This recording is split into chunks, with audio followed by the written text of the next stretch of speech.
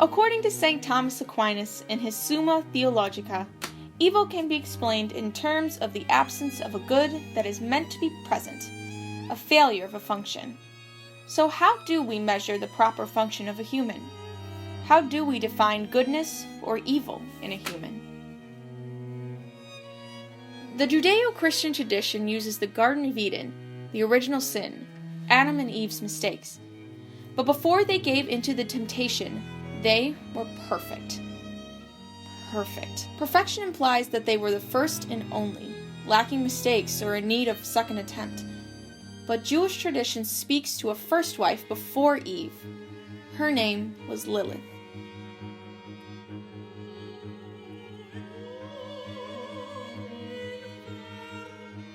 One of the earliest written accounts of Lilith's story is found in the Alphabet of Ben Sira. Other accounts or mentions can be found in the Aramaic incantation bowls and in places such as the Talmud, Midrash, Kabbalah, the Dead Sea Scrolls, the treatise on the left emanation, and Zohar. When God created Adam from the dust, he said, "It is not good for a man to be alone," and thus created a companion, Lilith, from the dust, same as Adam. They fought. Adam claimed that Lilith was inferior and ought to lie beneath him, but Lilith refused and claimed to be equal because they were created in the same way from the same dust. Neither faltered. When Lilith realized that Adam would never change his position, she pronounced God's ineffable name and flew from Eden. She came to the area that is now near the Red Sea, a place where demons dwelled. Here, she met someone. In some stories, this is Samael, the archangel of death. In other stories, this is a king of demons, or the king of earthly spirits, called Asmodeus, said to be born of Adam's affair with the angel of prostitution before Lilith fled Eden. And in further other stories, this is Satan. Together, Lilith and her new husband had hundreds upon hundreds of children, all demons. In this time, Adam complained to God that the woman he had been given was gone. God sent 3 angels to retrieve her. "If she agrees to come back, what is made is good. If not, she must permit 100 of her children to die every day." The angels found her near the Red Sea and told her what God had said. Lilith refused to return to Adam. The angels threatened to drown her, but she still refused. She claimed her only purpose was to bring illness upon infants. She had power over males for 8 days and females for 20 days after birth. The angels still demanded her return, but she accepted God's deal and allowed 100 of her children to die each day. The angels would let her be if she agreed to one more condition. If the names of the angels were to appear on a child's amulet, she would leave the child alone. The angels returned to God, and God bid Adam to go sleep so his rib could be made into a new wife. Some accounts say that Lilith was the one who tempted Eve to eat of the tree of knowledge of good and evil. Other accounts say that God did not make Eve right away, that while all else slept, the angels retracted their promise to Lilith and returned to her place at the Red Sea.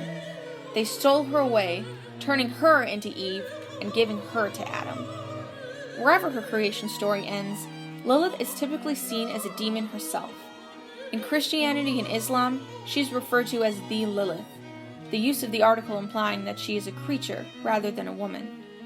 In some writings, her name is translated to English as the Screech Owl.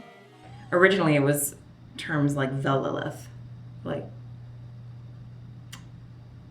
it wasn't a name like it is now. The use of the definite article is, or the reason for using the definite article is indefinite. She's in there and listed with a bunch of evil creatures, and they do this whole list, and then they say, and Lilith will be there. Normally they mean to reference the idea of something, or the concept of something, or their reference to a type of animal. Ancient languages are extremely problematic, especially when you had borrowing of words. So it's not necessarily easy to tell within, even in context, what some character maybe? It makes it something intimidating and larger than life. Text, what some words can mean. Lilith can mean just the combination, the la and so forth, or Layla means night, so Lilith has a connection to the night and other things like that. So it does. It takes away personal identity, and certainly takes away the idea that she was Adam's first wife or that she was anything beyond this demon. Things that we name are harder to, well, that's the more you know about something, right? They're harder to hate. They're harder to fear the more you know about them. So the Lilith becomes one of many demons instead of Lilith.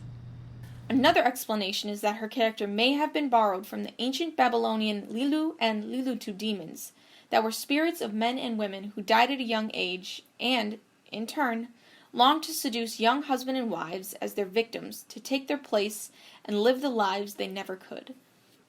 Everything must have an explanation. Lilith can explain the double creation stories in Genesis chapter 1, verses 27 through 31, and chapter 2, verses 18 through 25. For the first is the unnamed Lilith story, and the second is Eve's. She is a reason for high infant mortality. She can even act as a coping mechanism for handling powerful women, a claim that they are only powerful because they are demonic. When we talk about Lilith, we have to remember who made up the story. Because in the history of Lilith stories, some of them were made up today, and some of them were made up 2,000 years ago. And they're going to have different cultural contexts and reasons for trying to explain what they're explaining. If you read Genesis carefully, there's two different versions of how the first couple came into existence. And since the second one seems to have taken and is called Eve, people tend to know the end story rather than the first story, and the stories that have come up around the first story. Most people don't pay any attention to the fact that light was created twice on 2 different days. So if they're going to miss that one, they're going to miss the simple one. In some versions, the first time God created man and woman, she disappears, and there's the second creation. So you have to fill in the gap of, well, what's up with the first one? If you get Torah scholars that are looking at Genesis and trying to figure out why are there 2 versions of this story and where do they meet and where do they not, and in one story there's dust and water, in the other story there's rib, those are 2 fundamentally different stories about the same thing. And rather than saying, well, this culture has this version and this culture has this culture version, and we'll just put them together because we're the same culture, we're just different tribes within the culture. So you try to figure it out, and you kind of have to recognize that it wasn't a bunch of scholarly women sitting around trying to figure it out. It was a bunch of scholarly men trying to make sense of a male universe. It's about her. She's very similar to a lot of other ancient figures across the board in different cultures. You have, in a number of agrarian societies where men were rulers and where men led, a lot of times they will present 2 types of women. There is the subordinate, peaceful, domestic, mother-like wife, good wife woman, and then on the other side there is this problematic, chaotic, non-subordinate, rebellious spirit that creates chaos in the world. And in a lot of those stories, it is the chaotic woman who sometimes is either similar to evil, portrayed as bringing evil into the world, or is simply the personification of chaos, kind of like with Lilith. Here, Lilith is presumed to be equal to Adam. She is presented as being a woman who is asked to be subordinate, refuses to be subordinate to him, and then runs away. And then you have Eve, who is taken from Adam's rib, and then is subordinated to Adam and accepts that role, at least as the story is presented. And so you have this balancing act of 2 types of women from a very male point of view of what brings chaos and what brings stability in society.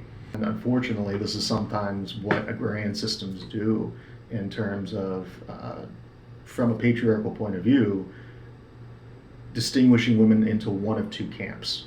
And the overall message of those stories is a good woman who helps society is one who is subordinate to the men who tell her what to do in a lot of those cases. And women who rebel or in any way speak against it or who do not accept subordination, they're equated with evil.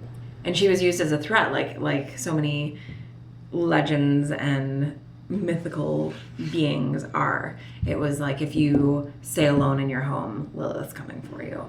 In the millennia that involved death without idea of how explain it. So the Black Death happens. Well, the Jews poisoned the water, or some other version of how could this possibly happen.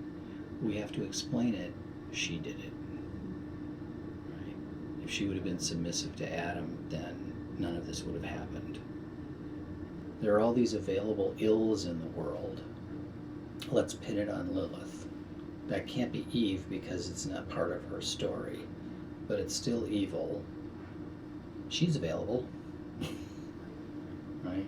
And, like so much else of mythology, you're trying to explain why weeping willows happen next to rivers and not in deserts. So you make up a story about Zeus chasing some young woman, and she begs to be transformed rather than being forced into a sexual relationship with a god, right? So she turns into a weeping willow. So we describe the origins of the weeping willow based on some natural function. Lilith as this, so she kills babies, right, in one version. Well, babies die all the time. They die in childbirth. Certain things aren't done in certain religions until the child's been alive for 8 days, because if they're going to die, they're usually going to die within the first 8 days. So you ritualize that thing around the mortality, infant mortality at that time, and then you have to figure out, well, why do babies die in the first eight days? What's up with that? And you don't have a real scientific answer, so you make up a story. And Lilith is available. She's pissed at Adam, so she comes back and does this evil thing. So independence turns into, and a demand of equality turns into, well, this bad thing happens, and she was bad because she didn't do what Adam said, so bad is bad, evil is evil, she's evil, she does this thing, we'll associate these evils with her. So it's guilt by association rather than any kind of, right? And now, babies still die a lot, unfortunately, but we don't blame it on Lilith anymore, because most people don't know who she is. Jewish feminists began to re-examine her role as demon in the 1960s. Today, she is a mascot for organizations that feature and empower women, such as the music festival Lilith Fair that began in 1997, or the Jewish feminist magazine Lilith, first published in 1976. In 1972, Judith Plaskow rewrote her story, in which Lilith and Eve meet and form a strong and fast friendship. She writes, quote, "The real heroine of our story is sisterhood, and sisterhood is powerful," end quote. In 1994, artist Kiki Smith sculpted Lilith out of bronze. She crouches on the wall, staring down her audience with blue glass eyes. Just as in her story, the sculptured Lilith refuses to be passive. And so we begin. Lilith was traditionally depicted as a demon. She was a wife who betrayed her husband and a mother who let her children die. Is she evil? In an utterly non-theological way, just in the brain here, I would define evil as the things that tempt us to do what's wrong, right? So the real presence of evil is what makes it easier and seemingly more fun to do things that harm others or self. The birth of sin in the world, according to the Judeo-Christian tradition, was when Adam and Eve ate of the tree of knowledge of good and evil. Given that Lilith became the mother of demons before Eve was created, and that she may have been the temptress that brought her to eat of the tree, it wouldn't be far off to say she birthed evil in the first place. It depends on what you really believe about Lilith. Are you looking at Lilith as the roots of demon? Like, is that where she came from? And was she giving babies poisoned breast milk and stealing them from homes, or going in and killing people who were living alone? Because then sure, yeah, Lilith could absolutely be a cause of suffering. Certainly, as she's been embraced as a figure for feminism and independence and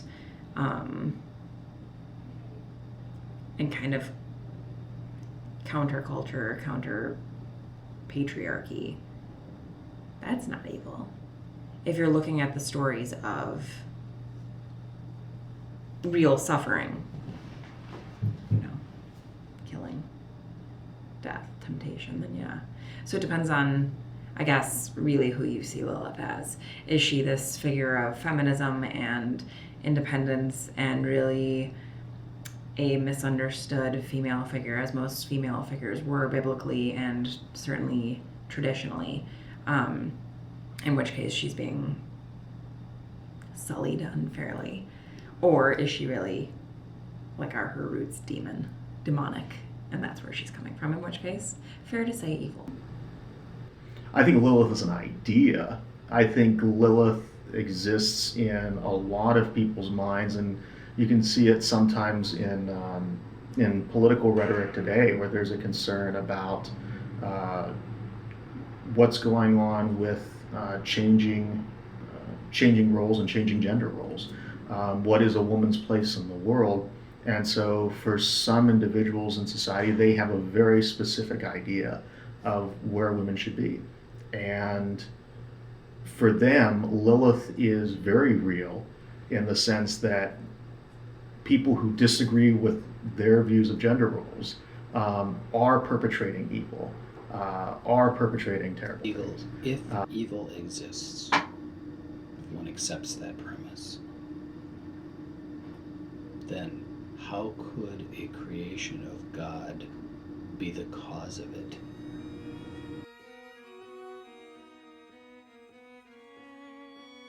We suffer in response to the evil we have done.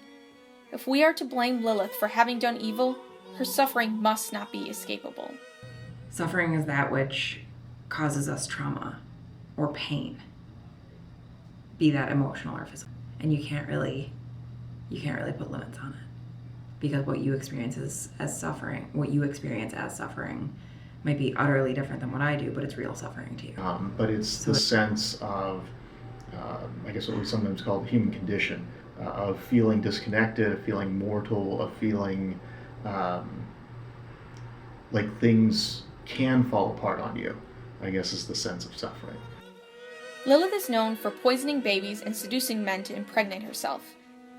Is this not retaliation for the ultimatum that killed her children? Is she the true victim?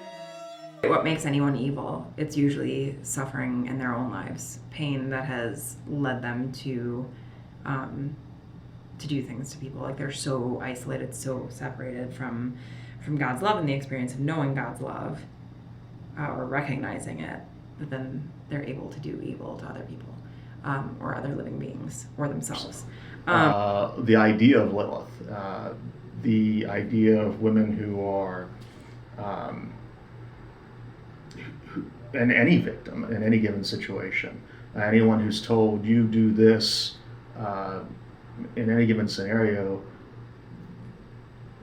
they are having a significant weight put upon them, where the entire stability and the entire peacefulness of society is dependent on them accepting a suffering role. And if they rebel against that, they're rebelling against the very fabric of the universe. And nothing is more abusive than putting both their suffering and then their rebellion as both being evil in itself. or to, I should put it this way, to sanctify their suffering and to reject as unholy their rebellion, is not only a sick inversion, it's a complete and total corruption of innocence. And there are few things more evil than that. With this in mind, can her evil actions be reconciled?